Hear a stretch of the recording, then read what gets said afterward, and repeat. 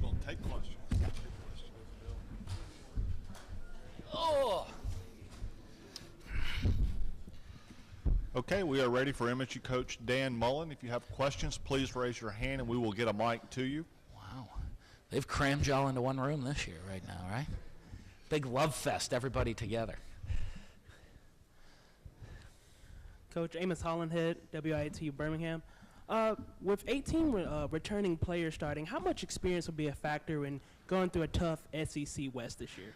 I think it's going to be huge. And the funny fact that we have when we're looking at it, and if you take guys that started a game last year, and you know, that started for us, we have 30 returning starters. You know, due to all the injuries we had to do and all that we had last season, all the different lineups we had to put on the field because of those injuries. We had 15 guys that started games last year on offense coming back, and 15 guys that started games on defense coming back. That doesn't include our specialists. So I think that's a huge advantage because you know, you look at how tough this league is. The guys that are coming back to play, they understand how tough it is. They understand that, you know, you got a stretch of LSU, Texas A&M, Auburn on consecutive weeks. It might not be all about just the first game, but even if you get through the first game, you got to be ready to play the second. And if you get through the second, can you still manage the third when you have those consecutive weeks of pounding that go on of what this league's all about? That we have older players that have been in those situations and understand what it takes to play a whole season. Hey, Andy Lee, WTVA. With all the talk of inexperienced quarterbacks, what does it mean to have an experienced and talented quarterback coming back? It's fantastic, you know, and you look at it again, because we wouldn't have if not for injuries last year, but you know, Dak, but due to injuries, got to start a bunch of games last year. As a guy that has, you know, can do all the things you need him to do. He can throw in the pocket. He makes the checks. He can run the ball physically when he needs to. He can run the ball in the open field when he needs to. And I think the biggest one is he can improvise, and that is one of the most dangerous things when the play breaks down. He can still make something special happen. And the fact that he has experience, and even the fact that Damian Williams, our backup going into the season right now, started the Egg Bowl for us and found a way to win that game, has experience on the field. It's comforting that those guys, when they get put in big situations, they've been in those situations before. Not just they know the offense and they know what to do, but they've been in the situation, they've been in the moment. I think that's a huge as you deal with the games that we have to play. Dan Duranye, Jeff Spiegel, WBMA Birmingham. Duranye Wilson is a guy that we know more of as a basketball player here in this area, a pretty good football player too. Talk about his development as a football player and what you expect out of him this season. Well, it's huge. You know, he hasn't played a lot of football. You know, as he was Mr. Basketball here in Alabama in high school. But you know, I would say he's a guy that he had to go play outside a lot as a kid because he has unbelievable ball skills. He might not have been able to play video games all day long. You know, his mom made him go outside because he's got tremendous ball skills and athletic ability.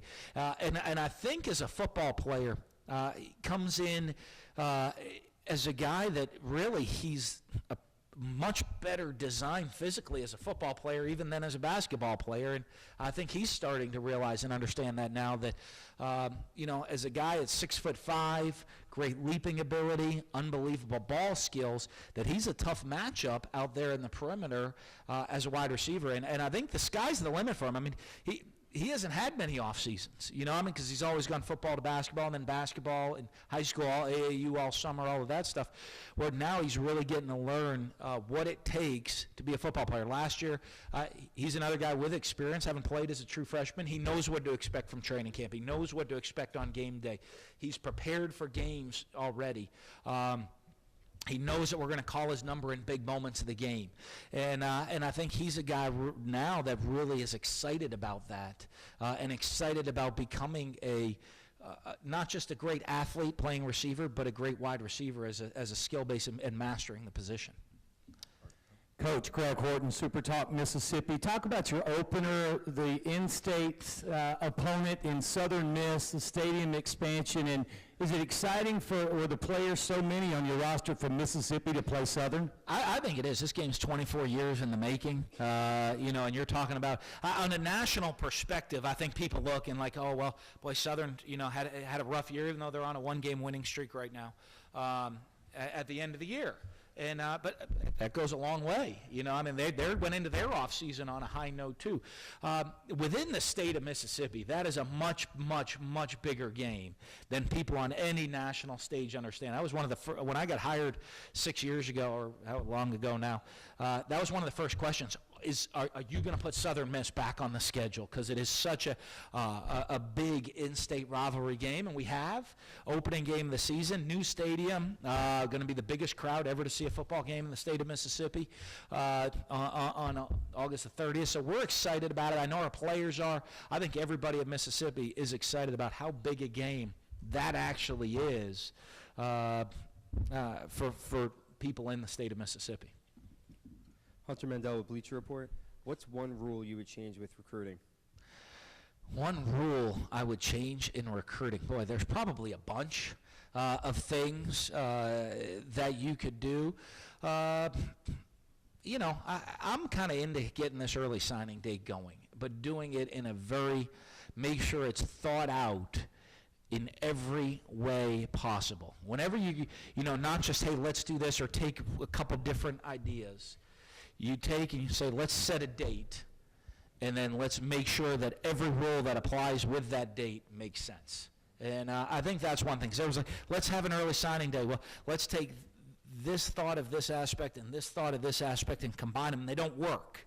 That it's not just one thing. When you have that early signing day, there's a bunch of other things that are actually going to have to trickle down with it as well to make sure it's lined up to make it the most reasonable thing for coaches and players. Coach Doc Holliday, ABC in Memphis, Tennessee. Talk about the increased expectations down there in Starkville. I know Dak was in here saying he's tired of going to the Liberty Bowl, but I know what he means. He wants more, and the fans want more. Yeah, not that we didn't enjoy going there to the Liberty Bowl, but our guys want to go compete for championships. And our guys certainly embrace those expectations, and they've put it on themselves. I embrace the expectations of the program. I'm glad. 6 years ago when I was here at SEC Media Days, they, people are like, boy, maybe you could even get to a bowl game every couple of years. We've gone past that stage now in building of the program. And I think our guys are hungry. They're ready to go compete. They feel that they can play with any team in this country, and they want to go out there and show that they can do that. Coach Tatum Everett, KTBS in Shreveport. With so many quarterbacks out of the SEC this year, not a lot of returners, could Dak Prescott possibly be more or less the new face of that, an elite quarterback in this league? Absolutely. Now he's going to have to go play to a very, very high level. And I tell him that, one of the interesting things I said, Dak, if the pressure gets too much, go have a terrible game, and there'll be no more pressure on you. Right? Everyone will stop talking about you as the star player right there. I hope you don't, but, if it gets too much, just go play terribly, and everybody will leave you alone. But he understands that. I think he's the leader of our team right now, and especially on the offensive side of the ball, leader of the program. He's ready to embrace that role. Unfortunately, we have people around him that have been around guys in that situation. Our quarterback coach, Brian Johnson, played in 2 BCS games at the University of Utah, which, was the first guy from the first school to go to a BCS game from a small conference. He's been in those spotlights before. I've coached a lot of guys that have been in that spotlight. So there's people surrounding him that can help him with all of this. And I certainly hope he does. I hope he spends that some early December in New York City at a Heisman Trophy ceremony. It means we had one heck of a season, and so did he. I'd love nothing more than that to happen, and him be an All-American, him be the face of the SEC. I'm all for it, and I'm sure he is too. Marissa Martin, ESPNU. You're going back to bowl games. Your players have said that getting to a bowl game is now a standard for Mississippi State, and this is the second straight year that Mississippi State has sold out of season tickets. Do you think that your fans have bought into that aspect, and what does that mean for you guys as a team? I think it is huge. We're going back. I think we've sold out every game now back to the end of my first season. But I think as a team, when we first got here, Mississippi State had been to one bowl game in the 8 years before I got here. Now that it's become expected, it just really says something different about the program and where we are. I think our fans believe that. Certainly our players do. Everybody within our program does. But our student body, the students that are on campus, every student on our campus has always been to a bowl game every year in football. They've always had a winning season for their football team. You can't say that over the course. Our student body has different expectations and believe in different things. Our fan base has different things by selling out the games. They know how important they are for our continued success to give us an unbelievable home field advantage. And I think all of those things, all of us together, have contributed to our success. Hey, Dan. Chris Price, WBRZ, Baton Rouge. When you look at changes in offenses around the league, around the country, do you see college offenses starting to resemble high school offenses more? And could you see that the changes in college offenses moving more to the pros? How much are those things tied together? Yeah, I think you always see, the game is, there's a lot of cyclical part of the game that people are looking at what's going to give them advantage. And, I remember, I'm getting old now. What is it now? You're looking back. 14 years ago, we started running a spread offense at Bowling Green, and people are like, boy, what is all of this stuff? There's reads and all these other things going on. And now you see a lot of high schools doing it, a lot of colleges doing it, and you see a lot of it in the pro game. And to different extents, but I think a lot of it also depends on your ability and what you have. If you're a high school team that's going to have really the opportunity to have a lot of big offensive linemen, you might be running a power type game. In college, you can get away. I think a lot of the spread offense and parts of it that trick into the NFL is in college, our starting quarterback's on scholarship and our backup quarterback's on scholarship. In the NFL, the starting quarterback's making $15 million and the backup quarterback's making $500,000. So there's separation between the two. So you might not, in them, they're going to err on the top, hey, we're not ever going to run our quarterback because we can't afford to get this guy hit. Where in college, you're going to take that calculated risk maybe a little bit more. Francesca Weems, WOBT Jackson. You guys ended the season last year on a 3-game winning streak. How do you carry that momentum into this year? Well, I think it's the first time in a long time we finished on that winning streak, but I think when you win at the end of the year, the anticipation helps. I think our guys finished on a 3-game winning streak, but certainly weren't satisfied with what happened last season. So they're very anxious. There's a great positive momentum in the program. There's positive momentum within our team. But there's also great expectations that they want to do a lot more than we did last year. And when you combine those things, I think, we've had a great offseason, having a great summer. I'm looking forward to training camp and looking forward to getting the season started. Hi, Coach. I'm Chloe Allen with WBT in Birmingham. Can you tell us how Dak is different this year compared to last year, and how much has he grown? I think certainly a lot. I think going into last year, Dak was, competing for playing time and looking, to learn some different things, have a little bit of a package, play in different situations, and prepared as the backup kind of for last year. This year he's coming in as the starting quarterback for us, and not just for him, the starting quarterback for our program, and his leadership. He's always been a tremendous leader throughout the program, but, the responsibility of the leadership now all falls on his shoulders, and I think he's really accepted that role extremely well throughout this whole offseason. Hey, Coach. Robbie Donahoe from WCBI in Columbus. So much has been made about the expectations and, maybe a dark horse for Mississippi State this year. But what's different from past years where, you've had expectations in the past? What's different this year with this team?